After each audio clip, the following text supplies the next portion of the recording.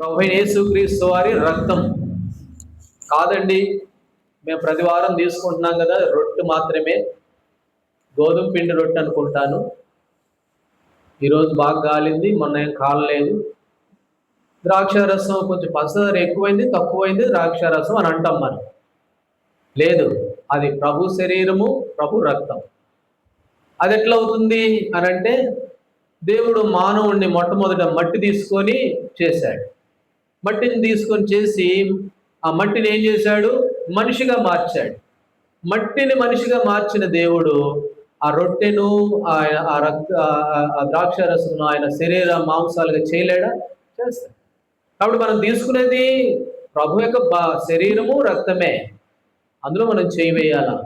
ప్రభు శరీరాల దగ్గరికి మనం వెళ్ళేటప్పుడు మన జీవితాలు ఎంతగా సరి చేసుకోవాలి.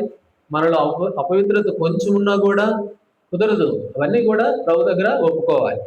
అందుకొరకు దేవుని వాక్యము మనకెంతో మాదిరిగా ఉంది. దేవుని వాక్యం ప్రభు మనకి ఇచ్చాడు. ఈ వాక్యం ద్వారా మనల్ని సరి చేసుకోవచ్చు. ఈ వాక్యము అగ్ని వంటిది. ఈ వాక్యము సుత్తి వంటిది. ఈ వాక్యము అద్దం వంటిది. మన మన మన అద్దం దగ్గరికి వెళ్తే మన స్వరూపం అంతా ఎట్లా కనపడుతుందో అట్లా ఆ వాక్యం దగ్గర మన నిజ స్వరూపం బయటపడుతుంది. ఈ అగ్ని వంటిది కాబట్టి మనలో ఉన్న చెత్త అంతా తగలబెట్టేస్తుంది. సుత్తి లాంటిది కాబట్టి మొండి రాళ్ళను కూడా సుత్తి పగలగొట్టుద్ది కదా, అలా పగలగొట్టుద్ది. కాబట్టి ఈ వాక్యం దగ్గర మనల్ని మనం సరి చేసుకునే వారంగా మనం ఉంటాం. అపోస్తుల కార్యములు 5వ అధ్యాయం. అపోస్తుల కార్యములు 5వ అధ్యాయము మొదటి వచనం నుండి 4వ వచనం వరకు, ఒక వచనం నేను, మరొక వచనం మీరు, ఆ విధంగా ఉత్తర ప్రత్యుత్తరములుగా చదువుకుంటాం. అననీయ అని ఒక మనుషుడు తన భార్య అయిన సప్పీరాతో ఏకమై పొలం అమ్మెను. భార్య ఎరుకనే వాడు అపోస్తుల పాదముల యొద్ద. అప్పుడు పేతురు, అననీయ, నీ భూమి వెలలో కొంత దాచుకొని పరిశుద్ధాత్మను మోసపుచ్చుటకు సాతాను ఎందుకు నీ హృదయమును ప్రేరేపించెను? అది నీ యొద్దనున్నప్పుడు నీదే కదా, అమ్మిన పెనుపట అది నీ వశమై ఉండలేదా? ఎందుకు ఈ సంగతి నీ హృదయంలో ఉద్దేశించుకొనుచున్నావు? నీవు మనుషులతో కాదు, దేవునితోనే అబద్ధమాడితే వారితో. దేవుడి వాక్యమును మన కొరకు దీవించును గాక. గత కొన్ని దినాలుగా బైబిల్లో ఉన్నటువంటి కొన్ని జతల గురించి మనం చూస్తూ ఉన్నాం. జతలు, అంతకుముందు కవితాను గురించి కొన్ని వారాలు చదువుకున్నాం, వారిలో ఉన్నటువంటి ఆత్మీయ లక్షణాలు. ఫీబేను గురించి కొన్ని దినాలు, ఆమెలో ఉన్నటువంటి ఆత్మీయ లక్షణాలు. ఆ తర్వాత అకుల్లా ప్రిస్కిల్లాల గురించి చాలా రోజులు చూసాం. వాళ్ళిద్దరూ జంట భార్యాభర్తలు, చాలా మంచిగా పరిచర్యలో దేవుని పనిలో కొనసాగారు. అయితే ఇక్కడ కూడా ఒక జంట ఉంది. ఎవరు వీళ్ళు అని అంటే అననీయ, సప్పీరా. వీళ్ళు కూడా మంచివాళ్లే. చాలా మొట్టమొదటి ఆరంభ దినాలలో, సంఘం ఏర్పడిన తొలి దినాలలో ఉన్నటువంటి భక్తులు వీళ్ళు. ఆరంభ దినాల్లో ఉన్నటువంటి ప్రభు బిడ్డలు. అయితే వీళ్ళు కూడా దేవుని యందు భయభక్తులు కలిగి ఉన్నారులే కానీ వాళ్ళు ఏం చేశారంటే 3వ వచనంలో వారు పరిశుద్ధాత్మను మోసపుచ్చారు, అబద్ధం ఆడినందుకు వారి జీవితంలో చాలా నష్టపోయారు. ఇప్పుడు ఆ నష్టాన్ని గురించి ఎక్కువగా నేను చెప్పలే కానీ, అయితే వీరిలో నుంచి కొన్ని విషయాలు మనం గమనించినప్పుడు మొదటి వచనంలో అననీయ అని ఒక మనుషుడు తన భార్య అయిన సప్పీరాతో ఏకమై పొలం అమ్మెను. ఏకమై, వారిద్దరు ఏకమయ్యి. అకుల్లా ప్రిస్కిల్లాలు కూడా వాళ్ళ పేర్లు రాయబడినప్పుడల్లా వాళ్ళిద్దరి పేర్లు కలిసే రాయబడ్డాయి. వాళ్ళిద్దరు కలిసే సేవ చేశారు, కలిసే పరిచర్యలో ఉన్నారు, కలిసే దైవజనుడికి సహకారులుగా ఉన్నారు. కాబట్టి ఇక్కడ కూడా వీళ్ళిద్దరూ ఏకమయ్యి అనే మాటను మనం గమనిస్తాం. ఇర్మియా గ్రంథము 32వ అధ్యాయము, 32వ అధ్యాయము 39వ వచనం, 32, 39. మరియు వారి కుమారులకును మేలు కలుగుటకై వారు నిత్యము నాకు భయపడినట్లు నేను వారికి ఏక హృదయమును ఏక మార్గమును. కాబట్టి దేవుడు ఎవరు అని అంటే మనకు, మన కుటుంబాలకి, మన పిల్లలకి మేలు కలిగేందుకు వరకు ఆయన ఏం చేసేవాడుగా ఉన్నాడంట? ఏక హృదయము ఏక మార్గమును దయచేసేవాడు, మనలందరినీ ఏకముగా మార్చువాడు, ఏక హృదయమును దేవుడు అనుగ్రహించేటువంటి దేవుడు. ఎందుకనంటే మనకు మేలు కలుగుటకై, మనము మేలులో ఉండాలని, మరి దేవునికి భయపడే వారికి ఏక హృదయమును ఏక మార్గమును దయచేయటువంటి దేవుడు. 2వ దినవృత్తాంతముల గ్రంథము 30వ అధ్యాయము 12వ వచనంలో కూడా ఒక మాట మనం చదువుతాం. 2వ దినవృత్తాంతంలో 12వ వచనం. యెహోవా ఆజ్ఞను బట్టి రాజును అధిపతులను చేసిన నిర్ణయము నెరవేర్చినట్లు యూదా వారిలోనికి మనసు ఏకము చేయుటకై, కాబట్టి ఏకము చేయుటకై దేవుని హస్తము తోడుగా ఉంది. ఆయన ఏకం చేసే దేవుడు, ఐక్యపరిచే దేవుడు. మన దేవుడు ఎలాంటి వాడు అని అంటే ఏక హృదయము ఏక ఉద్దేశము కలుగు చేయటువంటి వాడు. అపోస్తుల కార్యములు 4:32 విశ్వసించిన వారందరూ ఏక హృదయమును ఏక మనసు కలిగిన వారుగా ఉన్నారంట. ప్రభుని ఎరిగిన వారంతా కూడా ఆరంభ దినాలలో ఎవరైతే యేసు ప్రభు దగ్గరికి వస్తారో, ఎవరైతే యేసు ప్రభు అనే రక్షకుడిగా అంగీకరిస్తారో వాళ్ళంతా కూడా ఎలాంటి వారుగా ఉంటారు అని అంటే ఏక మనసు కలిగిన వారుగా ఉంటారు. అందుకనే అపోస్తుల కార్యములు 5వ అధ్యాయం 1వ వచనంలో వారిద్దరూ ఏకమయ్యి అనే మాట మనం చూస్తాం. కాబట్టి దేవుని బిడ్డలంగా మనము ఎలాంటి వారంగా ఉండాలంటే ఐక్యత కలిగిన వారంగా ఉండాలి. చదవండి ఇర్మియా గ్రంథం 11వ అధ్యాయంలో, ఇర్మియా గ్రంథం 11వ అధ్యాయము 19వ వచనం. మాంసపు గుండెని ఇస్తాను వాళ్ళకి, చదవండి, రాతి గుండెని తీసివేసి ఇర్మియా క్షమించండి యెహెజ్కేలు గ్రంథం 11వ అధ్యాయము 19వ వచనం. యెహెజ్కేలు గ్రంథం 11:19 ఏమన్నాడు? నా కట్టడలను అనుసరించి గైకొనున్నట్లు నేను వారి శరీరంలో నుండి రాతి గుండె తీసివేసి వారికి మాంసపు గుండెనిచ్చి వారికి ఏక మనస్సు. కాబట్టి రాతి గుండెని తీసివేస్తాను, మాంసపు గుండెని ఇస్తాను, వారిని ఏం చేస్తాను అన్నాడు అని అంటే వారిని ఏక మనసు కలిగిస్తాను. కాబట్టి ప్రభు బలలో పాల్గొతున్న నువ్వు నేను, లేక ప్రభుని ఎరిగిన మనము, విశ్వసించిన మనము, ప్రభు దగ్గరికి వచ్చిన మనము ఎలాంటి వారంగా ఉండాలి అని అంటే ఏక హృదయము ఏక మనస్సు కలిగిన వారంగా మనం ఉండాలి. ఎజ్రా 3వ అధ్యాయం 1వ వచనం. ఆ దినాల్లో ప్రభు బిడ్డలంతా ఏకముగా దేవుని మందిరంలో కూడిరి అని రాయబడింది. వారంతా ఏకముగా ఉండి దేవుని సన్నిధిలో వారు ఉన్నారు. మోషే దేవుని వాక్యం చెప్పాడు నిర్గమాకాండం 19వ అధ్యాయంలో. వారంతా ఏమన్నారు అంటే 8వ వచనంలో మా ఏకంగా ఉత్తరం ఇచ్చారు, నువ్వు చెప్పినట్లుగానే చేస్తామని అందరూ ఒకటే మాట మీదకి వచ్చారు. కాబట్టి ఏకంగా దేవుని మందిరంలో కూడారు, ఏకంగా వారు దేవుని మాటకి లోబడుతూ వచ్చారు. కాబట్టి దేవుని బిడ్డలంగా ఇక్కడున్న నువ్వు నేను మనం ఎలాంటి వారంగా ఉండాలంటే ఐక్యత కలిగిన వారంగా ఉండాలి. ఇంకొక మాట చెప్పొచ్చు, యేసు ప్రభు వారు ఎందుకు చనిపోయాడు అని అంటే యోహాను సువార్త 11:52 వచనంలో ఆ మాట ఉంది. యోహాను సువార్త 11:52లో యేసు ప్రభు వారు ఎందుకు చనిపోయాడు? చెదిరిపోయిన ఇశ్రాయేలీయులను, చదవండి, ఆ జనము కొరకును ఆ జనం కొరకు మాత్రమే గాక చెదిరిపోయిన ఇశ్రాయేలును ఏకముగా సమకూర్చుడు కొరకు చావునై ఉన్నాడు. చనిపోయాడు యేసు ప్రభు. చెదిరిపోయిన మనల్ని రకరకాల ప్రాంతాల్లో, రకరకాల ప్రదేశాల్లో, రకరకాల మనసులు కలిగిన మనల్ని ఏకం చేయడం కొరకు యేసు ప్రభు వారు చనిపోతూ వచ్చారు. అందుకనే 133:1 సహోదరుల ఐక్యత కలిగి నివసించుట ఎంత మేలు ఎంత మనోహరం. అందుకనే దేవుని బిడ్డలంగా మనం జ్ఞాపకం చేసుకుంటున్నాం మొదటి తలంపులో మనమంతా ఏకంగా ఉండాలి, ఐక్యతగా ఉండాలి, ఆత్మ కలిగించే ఐక్యతను కాపాడుకున్నట్లో శ్రద్ధ కలిగి ఉండాలి.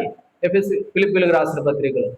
కాబట్టి ప్రభు బిడ్డలంగా ఇక్కడ కూడా మనం చూస్తాము అననీయ సప్పీరా వాళ్ళిద్దరూ ఏకముగా ఉన్నట్లుగా మనం చూస్తాం. నాడు దేవుని బిడ్డలం మనం కూడా ఆ ఐక్యతను, దేవుడు మాంసం గుండె ఇచ్చాడు, రాతి గుండెతో ముందు కఠినమైన గుండె, ఐక్యత ఉండదు, నా పట్టిందే పట్టు, నాదే దారి. కాబట్టి అలాగున్న మనల్ని మాంసపు గుండె ఇచ్చాడు, రాతి గుండె తీసివేసి ఏకం చేశాడు, ఏకాత్మను దయచేశాడు. కాబట్టి మనమంతా కూడా ఐక్యతను కాపాడుకుంటూ ఆత్మీయ జీవితంలో ముందుకు కొనసాగవలసిన వారంగా మనం ఉన్నాం. రెండో విషయానికి వెళ్తే అపోస్తుల కార్యముల 5వ అధ్యాయంలో వారు ఏకమై ఉన్నారు అనేది మాట మనం చూస్తూ వచ్చాము. 2వ వచనం, భార్య ఎరుకనే వాడు దాని వెలలో కొంత దాచుకొని కొంత తెచ్చి అపోస్తుల పాదముల యొద్ద పెట్టి. ఇక్కడ మనం చూస్తే ఇప్పుడు అక్కడ ఆ దినాల్లో మొట్టమొదటి ఆరంభ దినాల్లో పరిస్థితి ఎట్లుందనంటే, ప్రభువుని ఎరిగారు. ప్రభువుని ఎరిగిన వారంతా కూడా ఏది మాది అని అనుకోలేదు, ఐక్యతగా ఉన్నారు. ఆ ఐక్యతను కాపాడుకుంటూ కొనసాగారు. కాబట్టి వాళ్ళ దగ్గర ఉన్నదంతా తీసుకొచ్చి అపోస్తుల పాదాల దగ్గర పెట్టడం వారు నేర్చుకున్నారు.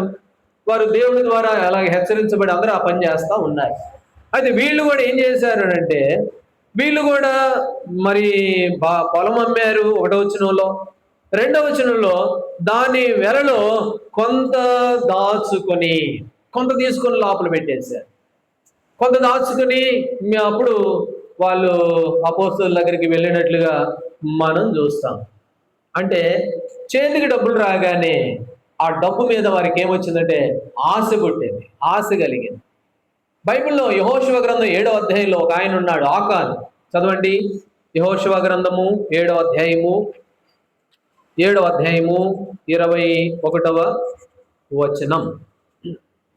దోపుడు సొమ్ములో ఒక మంచి షేనారు పైవస్త్రమును 200 తులముల వెండిని 50 తులముల ఎత్తుగల ఒక బంగారపు కమ్మిని నేను చూసిన వాటిని ఆశించి, కాబట్టి ఆకాన్ అంటున్నాడు, నేను ఆశించి తీసుకున్నాను. వాటి మీద నాకు ప్రేమ వచ్చేసింది, మక్కువ వచ్చింది. అందరూ ఎలాంటి వారుగా ఉన్నారు? అందరూ ప్రభు కొరకు ఏక మనసు పొంది ఏక హృదయం కలిగి అందరూ ఒకదారి నడుస్తూ ఉంటే, ఈ అననీయ సప్పీరాలు మాత్రము వారు దాని మీద ఆశ పుట్టి కొంత ఆశించి దాచుకున్న వ్యక్తులుగా కనబడుతున్నాయి. ఇక్కడ యెహోషువ కాలంలో కూడా ఆకాను అనేటువంటి మనుషుడు ఒక మంచి సీనారు వస్త్రాన్ని, డబ్బుల్ని, తులము బంగారాన్ని చూసి వాటిని ఆశించి వాటన్నిటిని దాచుకున్నవాడు. ఆ తర్వాత గెహజీ అని ఆయన ఉన్నాడు 2వ రాజుల గ్రంథం 5వ అధ్యాయంలో. ఆయన కూడా ఏం చేశాడు? గెహజీ అనే మనుషుడు కూడా మరి వాటిని ఆశించి వాటిని దాచుకున్న వ్యక్తిగా కనబడుతుంది. మత్తయి సువార్త 26వ అధ్యాయము 15వ వచనం. మత్తయి సువార్త 26:15. నేను ఆయనను మీకు అప్పగించిన ఎడల నాకేమిద్దరని ఇస్కరియోతు యోధ డబ్బు మీద వ్యామోహంతో, ఇస్కరియోతు యోధ కూడా యేసుప్రభువు వారిని పట్టించే విషయంలో ఏంటంటే వాటిని ఆశించి, డబ్బును ఆశించి, ఈ అననీయ సప్పీరాలు కూడా అంతే, వాటి మీద మక్కువ పుట్టి ఆశించి వాటి మీద ప్రేమ చూపుతూ వచ్చారు. అందుకనే తిమోతిలకు రాసిన పత్రిక మొదటి తిమోతిలకు రాసిన పత్రిక 6వ అధ్యాయం 10వ వచనంలో ఒక మాట ఉంది. 1 తిమోతి 6:10 చదవండి. ఎందుకనగా ధనాపేక్ష సమస్తమైన కీడులకు మూలము, కొందరు దానిని ఆశించి విశ్వాసం నుండి తొలగిపోయారు. చాలు. కొంతమంది దాన్ని ఆశించి విశ్వాసం నుండి ఏం చేయబడ్డారంటే వాళ్ళు తొలగిపోయారు. ఈ అననీయ సప్పీరాలు కూడా అంతే, ఆకాను కూడా అంతే, గెహజీ కూడా అంతే. వారు దానిని ఆశించి, ఇస్కరియోతు యూదా కూడా దానిని ఆశించి వారు ఏమేం చేయాలంటే విశ్వాసం నుంచి ఏమైపోయారంట? తొలగిపోయిరి. వాళ్ళేం మినహాయింపు ఏం కాదు. యాకోబు రాసిన పత్రిక 1వ అధ్యాయం 14వ వచనంలో రాయబడింది ఒక మాట. యాకోబు రాసిన పత్రిక 1వ అధ్యాయము 14వ వచనం, ప్రతివాడును తన స్వకీయమైన దురాశ చేత ప్రతి వాడును దురాశ ద్వారా ఏడవబడుతూనే ఉన్నాడు. అపవాది లోకానికి వచ్చి ప్రతి ఒక్కరికి దురాశ చూపించింది. కాబట్టి ప్రతి వాడును ఏం చేయబడుతున్నాడంటే ఏడవబడుతూ ఉన్నాడు. మొదటి దశలోనికి రాసిన పత్రిక, దశలోనికి రాసిన మొదటి పత్రిక 3వ అధ్యాయము 5వ వచనం. 3వ అధ్యాయము 5వ వచనం. ఇందుచేత నేనును ఇకను సహింపజాలక శోధకుడు మిమ్మును ఒకవేళ శోధించనేమో అనియు, మా ప్రయాసము వ్యర్థమైపోనేమో అనియు. కాబట్టి పౌలపోస్తుడు అన్నాడు, ఒకవేళ శోధకుడు వచ్చి మిమ్మల్ని కూడా ఆ రీతిగా శోధిస్తాడేమో. మేము ఇన్ని దినాలు మీ కొరకు ప్రయాసపడి సేవ చేసి పరిచర్య చేసి వాక్యమును బోధించి విశ్వాసంలో మిమ్మల్ని వృద్ధి చెందిస్తే ఒకవేళ వాడు కూడా వచ్చి మిమ్మల్ని కూడా విశ్వాస భ్రష్టులు చేస్తాడేమో అది భయపడుతూ ఉన్నానని పౌలు అపోస్తలుడు.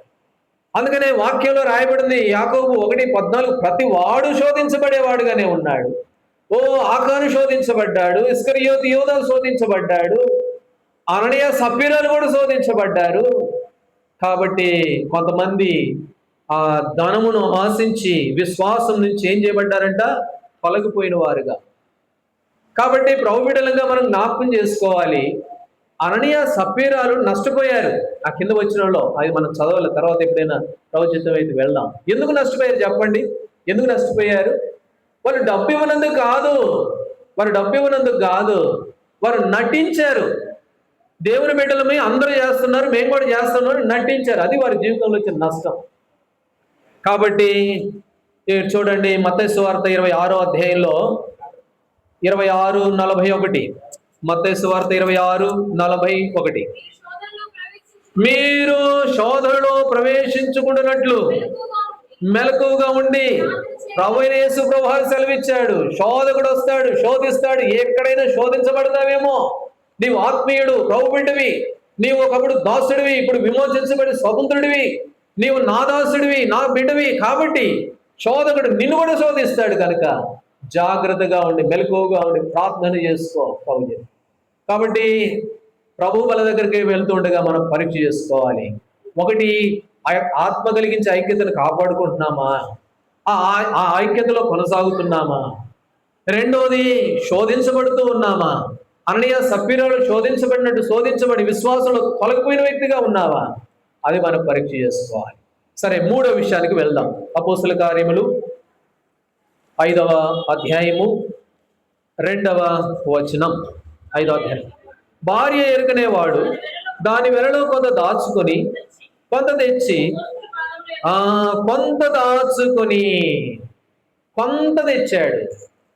అందరూ ఏం చేశారంటే 4వ అధ్యాయం 34వ వచనం, 4వ అధ్యాయం 34, భూములైనను ఇండ్లైనను కలిగిన వారందరూ వాటిని అమ్మిన వాటి వెల తెచ్చి అపోస్తల పాదముల యొద్ద విశ్వసించిన వారు ఆరంభ దినాల్లో, మొట్టమొదటి సంఘం ఏర్పడిన తొలి దినాలలో, సంఘం ఏర్పడిన క్రొత్త దినాలలో అందరూ ప్రభువుని నమ్ముకున్న వాళ్ళంతా వారికి ఉన్నదంతా కూడా అందరూ సమానంగా ఉండాలి, అందరూ ఐక్యతతో ఉండాలి అని చెప్పి అన్ని తీసుకొచ్చి అపోస్తల పాదముల దగ్గర పెడితే, ఇక్కడ అననీయ సప్పీరాలు వాళ్ళు ఏం చేశారు, కొంత దాచుకున్నారు. కొంత మాత్రం తెచ్చి అక్కడ పెట్టి, కొంత దాచుకొని కొంత అక్కడ పెట్టినట్లుగా చూస్తాం.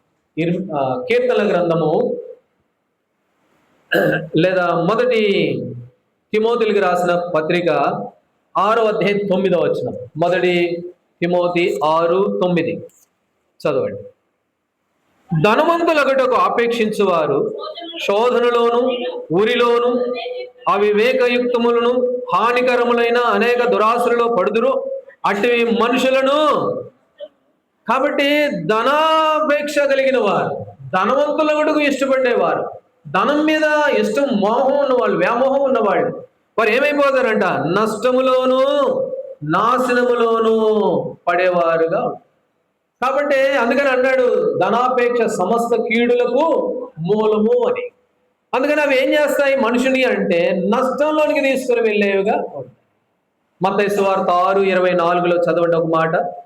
మత్తయి సువార్త 6:24, 6వ అధ్యాయం. ఇద్దరు యజమానులకు దాసుడిగా ఉండనేరడు, ఒకడు ద్వేషించి ఒకడు ప్రేమించును, ఒకటి ధృవీకరించును. మీరు దేవునికిని, కాబట్టి డబ్బుకి దేవునికి దాసులుగా ఉండడం అసంభవం. కాబట్టి దేవునికి సిరికి దాసులుగా ఉండలేరు ఎవరు కూడా. ఎవరో ఒకళ్ళు ద్వేషించాలా, ఒకళ్ళు ప్రేమించాలా. అది రెండు కావాలి అని అంటే రెండింటి కుదరదు. ఇక్కడ అననీయ సప్పీరాలు కూడా వారు దేవునికి దాసులుగా ఉండాలనుకుంటున్నారు, అదే సమయంలో డబ్బుకు కూడా దాసులుగా ఉండాలని వాక్యం సెలవిస్తుంది. ఎవరైనా ఒకరిని ద్వేషించి ఒకరికే దాసులుగా ఉంటారు. కాబట్టి ప్రభు బిడ్డలంగా ఈ మూడో విషయంలో మనము మరి హెచ్చరించబడుతూ ఉన్నాము. ఏమిటి అని అంటే ధనాపేక్ష నష్టములోను నాశనములోను పడవేయునది. అందుకనే యాకోబు రాసిన పత్రిక 4:13 ఒక మాట అన్నాడు, నేడైనను రేపైనను ఒకానొక పట్టణం వెళ్ళి అక్కడ ఒక సంవత్సరం ఉండి వ్యాపారం చేసి లాభం సంపాదించుకుందామని చెప్పుకుని వారులారా, రేపేం సంభవించడం మీకేం తెలుసు, మీ జీవమే పాటిది అన్నాడు. కాబట్టి ఏంటంటే దేవుని యందు విశ్వాసం, దేవుని యందు భక్తి. అయితే చాలా చాలా సందర్భాలలో చాలా పరిస్థితుల్లో ఎలా ఉంటుంది అని అంటే, దేవుని కంటే ధనాన్ని ఎక్కువగా ప్రేమించేవారుగా, ధనాపేక్ష కలిగిన వారుగా. ఇక్కడ అననీయ సప్పీరాల జీవితం కూడా అలాగే కనబడుతూ ఉంది. ప్రభువుని వెంబడించే సమయం ఒకటి వచ్చినప్పుడు, ప్రభువుని వారి విశ్వాసాన్ని రుజువుపరచుకోవాల్సిన అవకాశం వచ్చినప్పుడు వారు ఏం చేశారంటే కొంత దాచుకొని కొంత మాత్రం చేసి వారు చేసినట్లుగా చూస్తూ ఉన్నాం. కీర్తనల గ్రంథము 39వ అధ్యాయము 6వ వచనం. కీర్తన 39:6.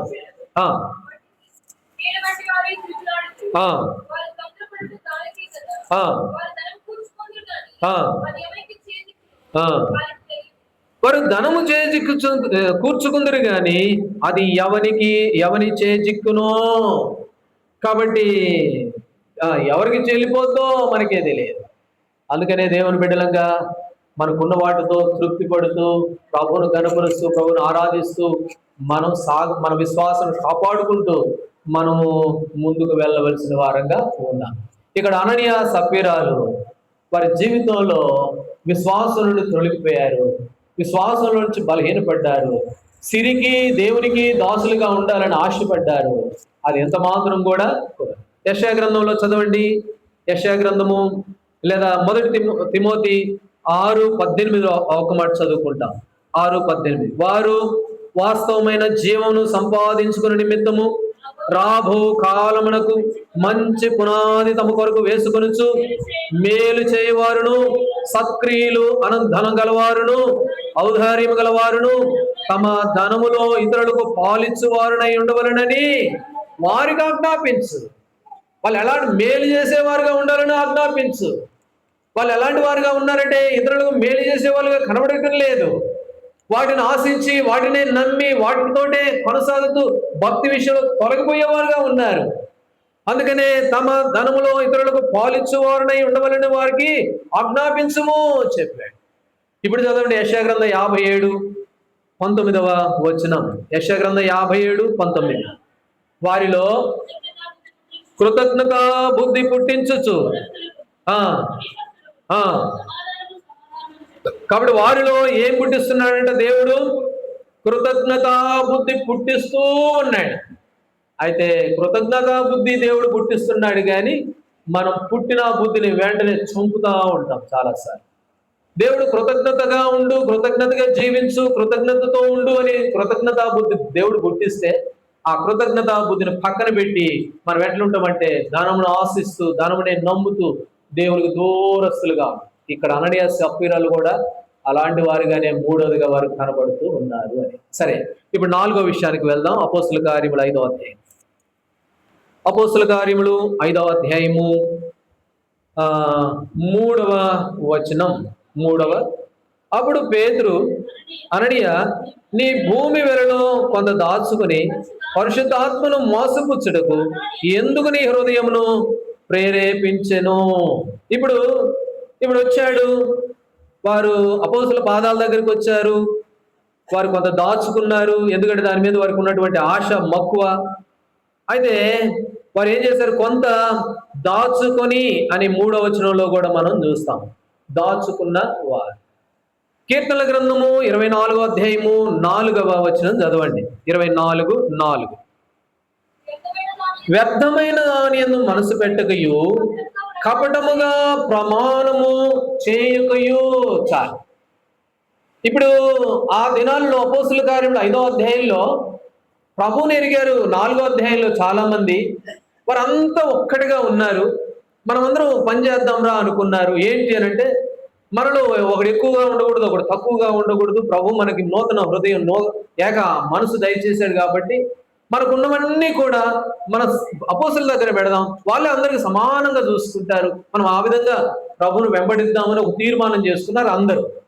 ఆ అందరిలో అననీయ సప్పీరాలు కూడా ఉన్నారు. ఏం అననీయ సప్పీరా మీరు కూడా సిద్ధమేనంటే మేము కూడా సిద్ధమే, అందరు ఎట్లా నడుస్తారు మేము అట్లా నడుస్తాం అన్నారు వాళ్ళు కూడా. అంటే అవన్నీ రాయబడలేదు కానీ అలా జరిగి ఉంటాయి. అయితే అందరూ ఒకలాగా ఉన్నారు, వీళ్ళు మాత్రం ఏం చేస్తున్నారు, కొంత దాచుకొని కపటముగా వస్తా ఉన్నారు. కపటముగా ఏం చేస్తున్నారట. అందుకనే కీర్తన 24:4లో కపటముగా ప్రమాణము చెయ్యొద్దు అని ప్రభు చెప్పాడు. ఎందుకు అననీయ సప్పీరాలు నష్టపోయారు అని అంటే కపట ప్రమాణం చేశారు వాళ్ళు.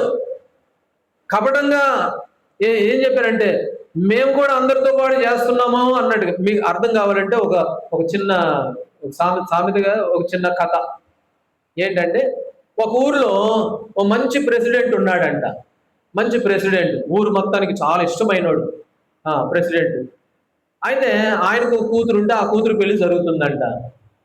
కూతురు పెళ్లి జరుగుతూ ఉంటే అప్పుడు వీళ్ళు ఏం చేశారు, ఊర్లో వాళ్ళందరూ, రే మన ప్రెసిడెంట్ గారు రా, వాళ్ళ అమ్మాయి ఒకగానొక కూతురు పెళ్లి కాబట్టి మనం అందరం గేదెలు ఉన్నాయి మనకి, మన ఇంట్లో పెళ్లి లాంటిదే అది కూడా, కాబట్టి మనం పోయి పాలు పోద్దాము, మనం చేయాల్సిన సాయం ఏదో చేద్దాం అన్నారంట.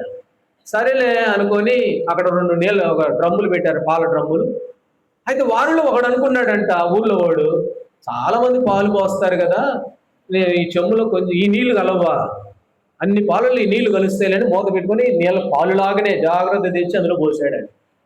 అందరూ పోసారు, అయిపోయింది. ఆ తర్వాత ప్రెసిడెంట్ గారు వచ్చి మా అమ్మాయి కోసం మా ఊరోళ్ళందరూ పాలు తెచ్చి పోసారు, సరే పలసగా ఉన్నాయో చిక్కగా ఉన్న తర్వాత సంగతి చూద్దామని చూస్తే ఒక్క చుక్క పాలు లేవంట, అన్ని నీళ్ళే. ఏమంటే అందరూ అదే అనుకున్నారు, అందరూ చేస్తారులే, నేను వాళ్ళతో పాటు నేను కూడా పోతే సరిపోద్దిలే అనుకున్నారు. ఒక్కల వేల పాలు. వీళ్ళు కూడా అదే చేశారు, అననీయ సప్పీరాలు కూడా. అందరూ చేస్తున్నారులే, మేము కూడా చేసినట్టుగా నటిస్తే సరిపోతులే అనుకున్నారు వీళ్ళు. అదే కపటంగా వారు చేసిన ప్రమాణం. మేము కూడా చేసినట్టుగా నీ వెళితే సరిపోద్దిలే, అందరితో పాటు మేము కూడా చేస్తున్నాంలే అన్నట్టు ఉంటే సరిపోద్దిలే అని కపటముగా ప్రమాణం చేశారు. అందుకని వారి జీవితంలో వారు ఎంతో నష్టపోయారు, చాలా నష్టపోయారు ఇద్దరు భార్యాభర్తలు ఇద్దరు కూడా. అందుకని ఇక్కడ కీర్తన 24లో అన్నాడు, కపటముగా ప్రమాణము చెయ్యొద్దు. మత్తయి సువార్త 6వ అధ్యాయం, మత్తయి సువార్త 6వ అధ్యాయము 2వ వచనం చదవండి. నీవు ధర్మం చేయనప్పుడు మనుషుల వలన ఘనత నొందవలనని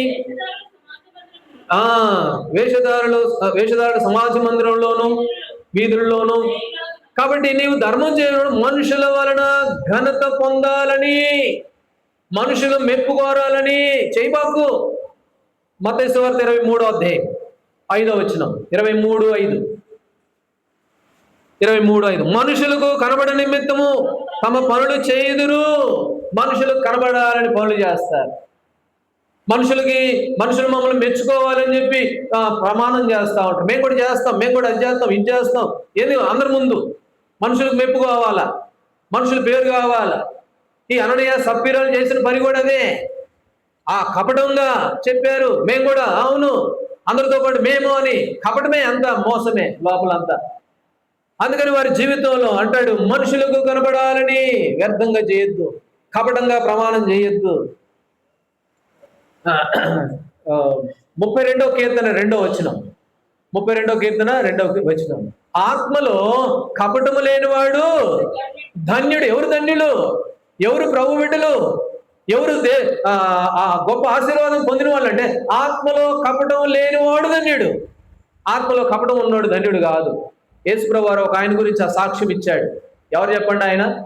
ఒక ఆయన గురించి యేసుప్రభు వారు సాక్ష్యం ఇచ్చాడు యోహాను సువార్త 1వ అధ్యాయంలో. ఎవరిని గురించి? నతానీయేలు. ఏమన్నాడు? ఇతని యందు ఏ కపటము లే. నాకు తెలుసు ఈ నతానీయేలు. ఈ నతానీయేలుని నేను ఎప్పుడో చూసా. ఈ నతానీయేలు గురించి నాకు తెలుసు. ఇతని యందు ఏ కపటము. ఎన్నో వచనం అది? యోహాను సువార్త 1:40 చదవండి ఆ మాట. యేసు నతానీయేలును చూచి, ఇదిగో ఇతడు నిజముగా ఇశ్రాయేలీయుడు, ఇతడు నిజంగా ప్రభు బిడ్డ, ఇతడు నిజమైన వ్యక్తి, ఇతని యందు ఏ కపటం లేదు, ఆత్మలో కపటం లేనివాడు నతానీయేలు. ఈనాడు దేవుని బిడ్డలంగా వస్తున్నావు దేవుని మందిరంలో, అయితే మన విషయానికి ప్రభు ఈ మాట చెప్పగలగాలి. ఓ ఇదిగో ఫలానా వ్యక్తి ఆత్మలో కపటం లేనివాడు చెప్పగలగాలి. ప్రభువును ఆరాధించి ప్రభు బలలో పాలొందుతున్న నువ్వు నేను పొందాల్సిన సాక్ష్యం ఏమిటి అని అంటే, ఇదిగో ఈ వ్యక్తి అబద్ధ ప్రమాణం చెయ్యడు. కీర్తన గ్రంథం 15:4 కీర్తన 15:4 నష్టము కలిగిన ఏం చేయడంట, మాట తప్పుడు. నష్టం కలిగిన కూడా మాట తప్పుడు. యెఫ్తా బయలుదేరాడు, నా ఇంటి ముందు నుంచి నాకు ఎదురుగా ఏది వస్తే అది నీకు ఇచ్చేస్తాను ప్రభు అన్నాడు న్యాయాధిపతుల గ్రంథంలో. వాళ్ళ కూతురు వచ్చింది, ఏమన్నాడు అప్పుడు చదవండి న్యాయాధిపతుల గ్రంథంలో. అప్పుడు ఒక మాట అన్నాడు, ఏమన్నాడు? ఎన్నో అధ్యాయము యెఫ్తాను గురించి, ఎన్నో అధ్యాయంలో ఉంటుంది ఆ మాట? 11వ అధ్యాయంలో ఏమన్నాడు? 35వ వచనం. కాబట్టి అతడు ఆమెను చూచి తన బట్టలు చింపుకొని, అయ్యో నా కుమారి, నీవు నన్ను బహుగా కృంగజేసిదివి, నీవు నన్ను తల్లడింపజేయ వారిలో ఒకతవై ఉన్నావు. నేను యెహోవాకు మాట ఇచ్చి ఉన్నాను గనుక వెనక్కి మాత్రం తీయలేను. నువ్వు కూతురు కావచ్చు, ఇంకోరు కావచ్చు, ఇంకేమన్నా కావచ్చు. నేను నా దేవునికి మాట ఇచ్చాను, నేను మాట తప్పను. కీర్తన 15:4 నష్టం కలిగినా కూడా ఏం చేయడంట, మాట తప్పడు. ఇది అకుల్లా ప్రిస్కిల్లాలు ఎట్లున్నారు, అననీయ సప్పీరాలు ఎట్లున్నారు? అబద్ధ ప్రమాణం, అబద్ధము, కపటము, పైకొకటి లోపల ఒకటి, ఏ మాత్రం యథార్థత లేదు. అందుకని వారి జీవితంలో ఆత్మీయంగా చాలా నష్టపోయారు వాళ్ళు. అందుకని ఇక్కడ అంటాడు, నేను యెహోవాకు మాట ఇచ్చున్నాను కనుక నేను తప్పను. మొదటి పేతురు రాసిన పత్రిక 2వ అధ్యాయం, పేతురు రాసిన మొదటి పత్రిక 2వ అధ్యాయం 1-2 వచనాలు. 2వ అధ్యాయం. ప్రభు దయాళుడని మీరు రుచి చూచి ఉన్న ఎడల సమస్తమైన దుష్టత్వమును, సమస్తమైన కపటమును, వేషధారణను, అసూయను, సమస్త దూషణ మాటలు మానండి. సమస్తమైన దూషణ, సమస్తమైన కపటము, ఇవన్నీ కూడా ఏం చేయాలంట, మాను. కాబట్టి దేవుని బిడ్డలంగా ప్రభు బల్ల దగ్గరకు సమీపిస్తూ ఉండగా మనలో ఉన్న దుష్టత్వము, వేషధారణ, సమస్తమైన కపటము ఏం చేయాలంట, వాటిని మాని రక్షణ విషయంలో ఎదుగు నిమిత్తం వాక్యం అనే పాలన మనము త్రాగవలసిన వారంగా ఉన్నాము. అందుకనే ఇక్కడ మనం చూస్తే అననీయ సప్పీరాలు వారు ఏం చేస్తూ ఉన్నారు అంటే, వారు కపటముగా వచ్చి కొంత దాచుకొని వారు కపటంగా ప్రవర్తించారు. కాబట్టి షాలేములో, దేవుని మందిరంలో ప్రభు బిడ్డలుగా మన జీవితాల్లో ఎక్కడన్నా కపటం ఉందా? కాబట్టి కపటముగా ఎప్పుడైనా ప్రమాణం చేశావా? అంతేకాకుండా ధనాపేక్ష సమస్త కీడులకు మూలం అంటే ప్రభువును పక్కన పెట్టి సిరికి దాసుడిగా ఉన్నావేమో, దాసురాలుగా ఉన్నావేమో. అంతేకాదు ఐక్యతను కాపాడుకోమని ప్రభు చెప్తూ ఉంటే, నా బతుకు నాదే, నా ఇష్టం నాదే, నా పాటికి నేనే అన్నట్టుగా ఐక్యత ఏమాత్రం లోపించక, ఐక్యతను కలిగి ఉండక, ప్రభువే ఐక్యతను కలుగు చేసేవాడు. ఆ ఐక్యతను పక్కన పెట్టి ఒంటరిగానే లేక వ్యక్తిగతంగానే అలాగున్నావేమో. ఇవన్నీ కూడా ప్రభు జ్ఞాపకం చేస్తున్నటువంటి అవిధేయతలు. కాబట్టి కొంత తెచ్చి కొంత దాచుకొని, ప్రభువుకి ఇవ్వాల్సింది ప్రభువుకి ఇవ్వకుండా కొంత దాచుకొని కొంత తెచ్చి అలాగొకవేళ కనబడుతూ ఉంటే ప్రభు అదైతే క్షమించు, మన్నించు. అందుకనే నీ దగ్గర క్షమాపణ పొందుతున్నాను ప్రభు అని ప్రభు దగ్గర క్షమాపణ పొందవలసిన వారంగా ఉన్నాం. చివరిగా ఒక మాట, అపొస్తలుల కార్యములు 5వ అధ్యాయము 3వ వచనం. అప్పుడు పేతురు, అననీయ, నీ భూమి వేలలో కొంత దాచుకొని పరిశుద్ధ 4వ వచనం, అది నీ యొద్దనున్నప్పుడు నీదే కదా, అమ్మిన పిమ్మట అది నీ వశమై ఉండలేదా? ఎందుకు ఈ సంగతి నీ హృదయంలో ఉద్దేశించుకొనిచున్నావు? నీవు మనుషులతో కాదు దేవునితోనే అబద్ధమాడితివి. కాబట్టి నువ్వేం చేశావు? దేవునితోనే అబద్ధమాడావు. సంఖ్యాకాండం 30వ అధ్యాయం, సంఖ్యాకాండము 30వ అధ్యాయము 2వ వచనం. ఇది యెహోవా ఆజ్ఞాపించిన సంగతి, ఒకడు యెహోవాకు మొక్కుకొనిన ఎడల, లేక తాను బద్ధుడొకడుకు ప్రమాణము చేసిన ఎడల, అతడు తన మాట తప్పగా తన నోటి నుండి వచ్చినదంతయు, కాబట్టి మాట ఇచ్చి మాట తప్పక మ్రొక్కుకొనిన ఎడల అది ఏం చేయాలంట? అదంతా కూడా నెరవేర్చవలసిన వారుగా ఉన్నారు. వీళ్ళు కూడా అదే చేశారు. అందరూ చేస్తున్నారు, మేము కూడా చేస్తామని చెప్పి మొక్కుకున్నారు, తీర్మానం చేసుకున్నారు. అందరూ ఎట్లా చేస్తే మేము కూడా అట్టే అని అన్నారు. అందరూ 4:32 అందరూ తెచ్చి అపోస్తుల పాదాల దగ్గరికి వస్తూ ఉంటే వీళ్ళు మాత్రము అందరితో లేరు.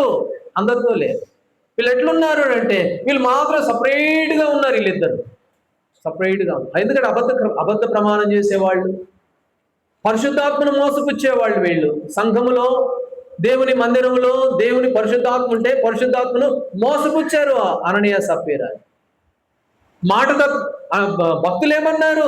నష్టం కలిగి, అమ్మ పల్లడిల్లు చేసే దాంట్లో ఒకదాని అయిపోయావు, నువ్వు నా కూతురివి, నేను ప్రభువుకు మాట ఇచ్చా, ముందు ఏదొస్తుంది నీకు ఇస్తాను ప్రభు బలిగా అన్నాను, నువ్వు వచ్చావు, ఇప్పుడు నేనేం చేయాలా? యెహోవాకు మాట ఇచ్చారు కాబట్టి నేను తప్పుకోలేను, నష్టం వచ్చినా కూడా నేను తప్పను మాట. ఇక్కడ కూడా మనం చూస్తాము సంఖ్యాకాండములో ఏమన్నాడు? నీవు యెహోవాకు మొక్కుకుంటే దాన్ని ఆ రీతిగా సంపూర్ణంగా నెరవేర్చవలెను. ద్వితీయోపదేశకాండము 23వ అధ్యాయము 21వ వచనం. ద్వితీయోపదేశకాండము 23:21. నీవు నీ దేవుడైన యెహోవాకు మ్రొక్కుకొనిన తర్వాత మ్రొక్కుబడి చెల్లించుటకు తడవు చేయకూడదు. నీ దేవుడైన యెహోవా తప్పక నీ వలన దాన్ని, కాబట్టి నువ్వు మ్రొక్కుకున్నావా, దాన్ని చెల్లించకుండా తడవు చేయబాకు. చేసావా అది నీకు పాపం వద్ది, నిన్నంత తేలిక దేవుడే వదిలిపెట్టాడు. దాన్ని ఏదో ఒక విధంగా రాబట్టుకుంటాడులే కానీ అది మాత్రం నీకు దోషం అవుతుంది. కాబట్టి నీవు మ్రొక్కుకుంటే ఆ మ్రొక్కుబడి చెల్లించు. అననీయ సప్పీరాలు ఆ మ్రొక్కుబడి విషయంలో తప్పిపోయారు వాళ్ళు. ఎందుకంటే వారు సిరినే ఎక్కువగా ప్రేమించారు. కొంతమంది దాన్ని ఆశ్రయించి చాలా మంది విశ్వాసంలో తొలగిపోయిన వారుగా ఉంటే ప్రభు కంటే మాకు ఇదే గొప్పది అని చెప్పి దేవుని పక్కన పెట్టి దానికే వారు లోబడిపోతూ వచ్చారు. అందుకని అన్నాడు ద్వితీయోపదేశ కాండంలో, తడవు చేయబాకు, ఏదైనా మొక్కుబడి చెల్లించు, అబద్ధ ప్రమాణం చేయబాకు. అబద్ధంగా ఎందుకు ప్రమాణం చేస్తావు? పరిశుద్ధాత్మను మోసపుచ్చడం అబద్ధం ప్రమాణం చేయడం. ఇంకో మాట చదవండి, ప్రసంగి 5వ అధ్యాయం 4వ వచనం. ప్రసంగి గ్రంథము 5వ అధ్యాయము 4వ వచనం. నీవు నీ దేవునికి మొక్కుబడి చేసుకుని దానిని చెల్లించుటకు ఆలస్యం చేయొద్దు. తడవు చేయొద్దు, ఆలస్యం చేయొద్దు. వాళ్ళు అలాగే చేశారు అననీయ సప్పీరాలు. వారి జీవితంలో ఎంత నష్టపోయారో కింద వచ్చిన వాళ్ళు చూస్తే మనకు అర్థమవుతుంది. ఇద్దరు ఇంతగా నష్టపోతూ వచ్చారు. ఏం కారణము? అందరికీ జరగలేదు. ఏంటి ఇంత నష్టం జరిగిందంటే వాళ్ళు దేవునికి ఈ 5 అనుభవాల్లో గుండా వాళ్ళు బలహీనులైపోయారు. దాచుకున్నారు, ఆకాను దాచుకున్నట్లుగా, గెహజీ ఆశించినట్లుగా. వారు ఏకంగా ఉండమంటే ఏకంగా ఉన్నారు, కానీ అబద్ధం ఆడటానికి ఏకంగా ఉన్నారు. ఆత్మీయతలో ఏకంగా ఉండండి నాయన అని దేవుడు చెప్తే ఆత్మీయతలో ఐక్యతగా ఉండడానికి కాపాడుకోవడం చేత కాదు. కానీ ఏమైపోయారంటే మోసం చేయడానికి మాత్రం ఇద్దరు ఏకమైపోయారు. ఇద్దరు కలిసే ఉన్నారు. కాబట్టి అంటాడు, తడవు చేయొద్దు, ఆలస్యము చేయొద్దు. ఒకసారి యేసుప్రభువు వారు వాక్యం చెప్పాడు ఒక ఆయనకి, మత్తయి సువార్త 19వ అధ్యాయంలో. ఒక ఆయనకి వాక్యం చెప్తే మత్తయి సువార్త 19వ అధ్యాయంలో ఆయన పరిస్థితి ఎట్లయిందో తెలుసా? 19వ అధ్యాయం మత్తయి సువార్త 19:22 ఇదే వాక్యం చెప్పాడు. ఇప్పుడు నేను చెప్పిన వాక్యమే చెప్పాడు. చెబితే ఏమన్నాడు? అయితే ఆ యవనుడు మిగులు ఆస్తి గలవాడు గనక ఆ మాట విని వ్యసనపడుచూ వెళ్ళిపోయాడు.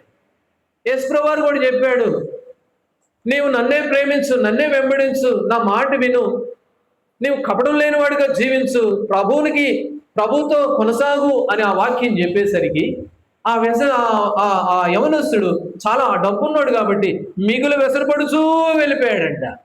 వద్దులే, నీ వాక్యం వద్దు, నీ మందిరం వద్దు, నీ బోధ వద్దు, పో అనుకున్నాడు. అపోస్తుల కార్యములో భక్తి పరులే అననీయ సప్పీరాలు ఆరంభంలో యేసుప్రభువుని ఎరిగినటువంటి మనుషులు, సంఘంలో చేర్చబడిన వారు, సంఘ సహవాసంలో కొనసాగుతున్న వారు, సంవత్సరాలు అనుభవం కలిగిన వారే అయితే ఏమైపోయారు అంటే ఆ ధనాన్ని ఆశించి దాని మీద మక్కువ పెంచుకొని ఆ సంఘంలో ఉన్న నియమాన్ని ఉల్లంఘించిన వారే అబద్ధ ప్రమాణం చేస్తూ పరిశుద్ధాత్మను మోసపుచ్చి వారి జీవితంలో నష్టపోయిన వ్యక్తులుగా కనబడుతూ ఉన్నారు. ఈ అనుభవాలు ఒకవేళ నీకేమైనా ఉంటే ప్రభు హెచ్చరిస్తూ ఉన్నాడు, ప్రభు మనతో మాట్లాడుతూ ఉన్నాడు. ఈ అనుభవాలు కనుక నువ్వు ఉన్నట్లయితే ఆత్మీయంగా నువ్వు కూడా ఎంతో నష్టపోతావు. ఆ యవనస్తుడి కదా వ్యసనపడి వెళ్ళిపోయినట్టు వెళ్ళిపోక ప్రభు చెప్పినప్పుడు వెంటనే లోబడి, ప్రభు అవును నిజమే, ఫలానా విషయాల్లో నేను అబద్ధ ప్రమాణం చేసిన వ్యక్తిని, ఇదిగో ఫలానా విషయంలో మిమ్మల్ని ఘనపరచలేకపోయాను, ఇదిగో ఈ విషయంలో నేను దానికి ఎక్కువ ప్రాధాన్యత ఇచ్చాను, నీకెక్కువ ప్రాధాన్యత ఇవ్వలేదు, దేవా మీ మందిరానికి ఇవ్వాల్సినంత గౌరవం నేను ఇవ్వలేదు, మిగిలిన వాటికి చాలా ఇచ్చాను, డబ్బు కంటే ఇంక లెక్కలేనంత నెత్తిని పెట్టుకుంటాను, మందిరాన్ని అయినా పక్కన పెడతాను కానీ డబ్బులు మాత్రం వదిలిపెట్టను. కాబట్టి ఇవన్నీ నా బలహీనతలే ప్రభు, అదైతే క్షమించు, మన్నించు. ఇదిగో మీ శరీరము, మీ రక్తం, ఇది నమ్ముతున్నాను. ఇక్కడికి నేను రావడానికి అర్హత కావాలి, నాకు అర్హత కావాలంటే ఇవన్నీ ఉంటే నేను అర్హత లేనివాడినే. ఇవన్నిటిని విడిచిపెడుతున్నా. అతిక్రమణ దాచిపెట్టేవాడు వర్ధిల్లుడు. వాటిని ఒప్పుకొని విడిచిపెడితే కనికరించబడతా. కాబట్టి కనికరించబడాలని కోరుతూ ఉన్నాను. నన్ను దయతో క్షమించు, మన్నించు ప్రభా. అననీయ సప్పీరాలు నాకు జ్ఞాపకం చేశారు. వారిలాగా ఉండొద్దు అని హెచ్చరించారు నన్ను కూడా. కాబట్టి క్షమాపణ పొందుతున్నాను, నన్ను దయతో క్షమించు, మీ బలలో పాలొందినట్లుగా సిద్ధపరచు ప్రభు అని మనసులో ప్రార్థన చేసుకో. ప్రభు తప్పకుండా ఆయన దగ్గర ఏముందంట? క్షమాపణ ఉంది. ప్రభు క్షమించువాడు, క్షమించుటకు సిద్ధ మనసు గలవాడు, ఆలస్యం చేయడు. కాబట్టి ఈ అననీయ సప్పీరాలు వారి జీవితంలో వారు చేసినటువంటి అవిధేయత మరి జ్ఞాపకం చేయబడుతూ ఉంది. కాబట్టి ఒకవేళ మనం కూడా ఎలాగుంటే దయతో క్షమాపణ ప్రభు దగ్గర పొందుకునే వారంగా మనం ఉన్నాం. కాబట్టి చాలామంది ఆత్మీయులు ఉన్నారు, ఆత్మీయంగా బలహీనులైన వారు ఉన్నారు. వారందరి గురించి ధ్యానం చేస్తూ ఉన్నాం. అయితే ఈరోజు మనం చూసిన భాగంలో అననీయ సప్పీరాలు వాళ్ళు ఎంత పొరపాటు చేశారో మనం చూస్తూ వచ్చాం. ప్రభు చిత్తమైతే వారి గురించి మరెక్కువగా తర్వాత మనం వారిని చూసే వారంగా మనం చిన్న ప్రార్థన చేసుకుందాం. దేవుడు మరి మనల్ని అన్నాడు యోహానుకు రాసిన పత్రికలో, మన హృదయము ఏ ఏ విషయాలలో మన మీద దోష ఆరోపణ చేస్తుందో వాటన్నిటిని ఒప్పుకోవాల్సిన వారంగా ఉన్నాం. కాబట్టి మన హృదయం మన మీద ఏదైనా ఆరోపణ చేస్తే కాబట్టి ప్రభు దగ్గర ఒప్పుకుందాం, విడిచిపెడదాం. ప్రభు యొక్క బలలో మనం పాల్గొందే వారంగా మనం ఉంటాం. ప్రార్థన చేసుకుందాం. ఈ సమయంలో దేవుని వాక్యం ద్వారా దేవుడు మనకి హెచ్చరిక చేస్తూ వచ్చాడు. ప్రభువే మనతో మాట్లాడుతూ వచ్చాడు. ఒకప్పుడు నీవు దాసుడవు, ఒకప్పుడు నిజమునకు దేవుళ్ళు కాని వారికి దాసుడవు, అంతేకాకుండా నీవు పాపమునకు దాసుడవు. స్వతంత్రం లేదు, స్వతంత్రం పొందినవాడు ఇంత మాత్రం కూడా కావు. జనముల ఆచారములకు దాసుడు అయిపోయావు. దేవుడు ఆ దాసత్వం నుంచి మనకు స్వతంత్రం ఇచ్చాడు, తప్పించాడు, విమోచించాడు, విడిపించాడు. హేయమైన ఆచారాలు వాటిని కలిగి ఉండి దేవునికి దూరంగా ఉన్నాం, బానిసలము మనమంతా. కొంతమంది దారాలకు బానిసలైపోతారు, కొంతమంది వారాలకు బానిసలైపోతారు, కొంతమంది అయితే ముహూర్తాలకి, వాటికి వీటికి. ఎందుకంటే ఎఫ్రాయిం అన్ని జనులతో కలిసిపోయాడు, వాళ్ళ సహవాసం చేశాడు, వారి క్రియలన్నీ నేర్చుకున్నాడు. అలాగే దాసులం మనం. దేవుడు కనికరం కలిగిన వాడు, ప్రేమ కలిగిన వాడు కాబట్టి మనం ఆ దాసత్వంలోనే ఉండి నాశనంకి వెళ్ళకూడదని ప్రభు ఇష్టపడి తల్లి గర్భంలో ఉన్నప్పుడే, జగత్ పునాది వేయబడక మునిపే ప్రభు మనల్ని చూసి వాటి నుంచి మనల్ని తప్పించాడు. ఒకవేళ ఇంకా నీవు ఆ దాసత్వంలో ఉంటే ప్రభు అదైతే క్షమించు, నాకు స్వతంత్రము అనుగ్రహించడానికే మీరు దాసులైపోయారు, ఈ లోకానికి వచ్చారు ప్రభు అని చెప్పి ప్రభు దగ్గర మంచి క్షమాపణ కోరుకునే వారంగా ఉంటాం. అంతేకాదు అననీయ సప్పీరాలను జ్ఞాపకం చేశారు తండ్రి. వారు అబద్ధ ప్రమాణం చేస్తూ వచ్చారు. అందరిలో వారు కూడా, అందరిలో మేము కూడా అందరిలాంటి వాళ్ళ మేలే అన్నట్టుగా నటించారు. అంతేకాదు కపటముగా ఉన్నారు. వారు మిమ్మల్ని కంటే ధనానికి ఎక్కువ విలువిచ్చారు, విశ్వాసంలో తొలగిపోయారు. అందుకని వారి జీవితం ఎంతో నష్టం ప్రభు. వాస్తవంగా నా జీవితంలో కూడా అవే కనబడుతున్నాయి. ఈ అద్దం దగ్గరికి నేను రాగానే నాలో కూడా ఇవే కనబడుతున్నాయి. ఓ ఫలానప్పుడు కాదు, రెండు తక్కిట్లో పెడితే దేవుని మీద ప్రేమ, లోకం మీద ఉన్న ఆశ రెండు మరి కాటాలో పెడితే దేవా మీకంటే ఎక్కువగా లోకమే కనబడుతూ ఉంది. అందుకనే క్షమాపణ పొందుతున్నాను. యథార్థత లేదు, అబద్ధ ప్రమాణములు ఉన్నాయి, పరిశుద్ధాత్మను మోసపుచ్చే ఆ పరిస్థితులన్నీ నాలో కనబడుతున్నాయి ప్రభా. ఇదే రక్షణ సమయం, మిక్కిలి అనుకూలమైన సమయం అని మీరు చెప్పారు వాక్యంలో. రేపు ఏమో తెలియదు ఎలాంటిదో, అందుకనే సమయం ఉండగానే మీ దగ్గర క్షమాపణ పొందుతున్నా. దయతో మన్నించండి, క్షమించండి. మీ బలను సమీపిస్తుండగా ప్రభా అర్హత కలిగి చేయము తండ్రి అని ప్రార్థన చేసుకుందాం. ఆ రీతిగా ప్రభు బలని మనం సమీపించే వారంగా మనం ఉంటాం. ప్రేమ కలిగిన మా తండ్రి, కృప కలిగిన మా దేవా, మీకు వందనాలు, స్తోత్రములు. ఈ సమయంలో ప్రభా మా ఆత్మీయ జీవిత క్షేమములు కోరి మేము మరి క్షేమంగా ఉండాలని, మేలుగా ఉండాలని మా గమనానికి ప్రభా అననీయ సప్పీరాలను తెచ్చారు. వాళ్ళలాగా మేము ఉండొద్దు అని హెచ్చరించారు ప్రభా. ఆ రీతిగా మేము తీర్మానం కలిగి మీకు ఇష్టమైన వ్యక్తులుగా ఉండటకు సాయం చేయండి. మత్తయి సువార్త 19:22 వ్యసనపడుచు వెళ్ళిపోయిన వ్యక్తి వలె కాదు, లోబడే వ్యక్తిగా నిర్గమాకాండంలో వారంతా ఏకముగా సమాధానం ఇచ్చారు. నీవు చెప్పినవన్నీ చేస్తామని ఇశ్రాయేలులందరూ మోషేతో ఏకముగా సమాధానం ఇచ్చారు. మేము కూడా ప్రభా మీ వాక్యమునకు ఆ రీతిగా లోబడతామని మరి నా తండ్రి తీర్మానం చేస్తున్నాం. అలాగనే మమ్మల్ని సిద్ధపరచుము. రాబో దినాలన్నీ ఆ రీతిగానే మా కొరకై ఉంచండి. యేసు ప్రభువారి నామములో ప్రార్థించి వేడుకుంటున్నాము తండ్రి, ఆమేన్.